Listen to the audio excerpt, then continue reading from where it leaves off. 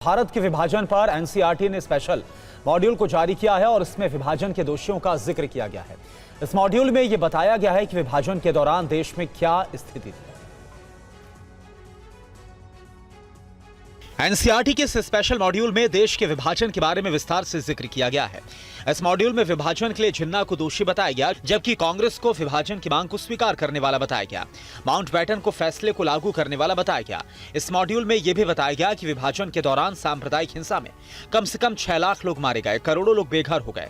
देश के 2 प्रमुख समुदायों के बीच सांप्रदायिक वैमनस्य बना रहा।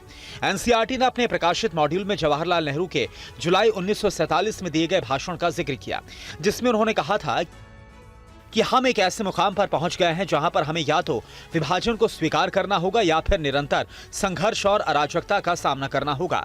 विभाजन बुरा है, लेकिन एकता की कीमत चाहे जो भी हो, गृहयुद्ध की कीमत उससे कहीं ज्यादा होगी। एनसीईआरटी मॉड्यूल में विभाजन के दौरान सरदार वल्लभ भाई पटेल ने क्या कहा था, उनका भी जिक्र किया गया। मैं विभाजन के पक्ष में नहीं हूं, मैं इसके विरुद्ध हूं, लेकिन हमें इसे एक कड़वी दवा की तरह स्वीकार करना होगा। देश को युद्ध क्षेत्र में बदल दिया गया है और दोनों समुदाय शांति के साथ नहीं रह सकते। गृहयुद्ध की अपेक्षा विभाजन होना बेहतर है। बढ़ते आगे, वहीं एनसीईआरटी विवाद पर कांग्रेस नेता पवन खेड़ा ने कहा है कि पार्टीशन के इतिहास में 1938 का जिक्र बहुत महत्वपूर्ण है। जिन्होंने दावा किया है कि गुजरात में हुए हिंदू महासभा के अधिवेशन में प्रस्ताव लाया गया था कि हिंदू और मुसलमान साथ नहीं रह सकते। सुनिए। पार्टीशन के इतिहास में 1938 बहुत महत्वपूर्ण तारीख है।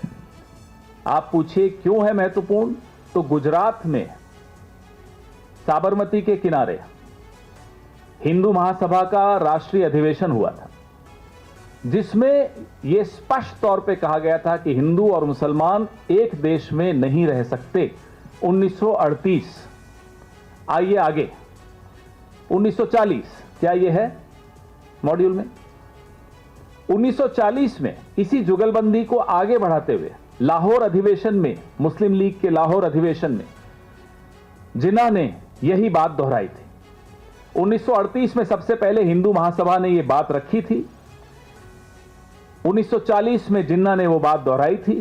सिंध असेंबली में पार्टीशन का प्रस्ताव पारित हुआ, गठबंधन की सरकार थी, हिंदू महासभा और मुस्लिम लीग की। लिखा है क्या उस मॉड्यूल में एनसीईआरटी?